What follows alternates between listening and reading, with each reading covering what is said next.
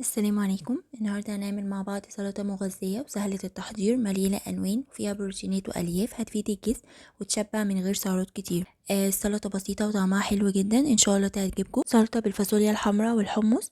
عندي هنا في الأول خيارتين قطعتهم مكعبات بالحجم ده، وعندي كمان فلفلاية حمراء برضو هقطعها مكعبات، وعندي هنا بصلة حمراء هقطعها جوليان أو ممكن مكعبات لو حابين. وكمان هحط عليهم كوباية من الطماطم متقطعة مكعبات، وممكن تستخدموا طماطم شيري لو حابين. وعندي نص كوباية من الزيتون الأسود، وعندي هنا كوباية من الفاصوليا الحمراء.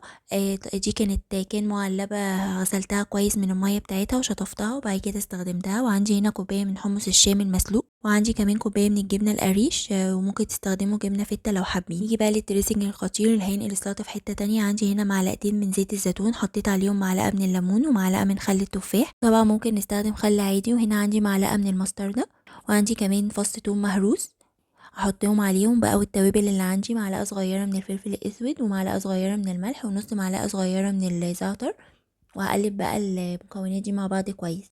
وبكده دريسنج السلطه بقى جاهز معايا. وهحط بقى الدريسنج على السلطه بتاعتنا. طبعا الدريسنج ده هنحطه قبل ما نقدم السلطه. وبكده السلطه بقت جاهزه معايا، طعمها حلو جدا، تنفع كده لوحديها وجبه. وطبعا لو حابين تاكلوا معاها فراخ مشويه تبقى حلوه جدا.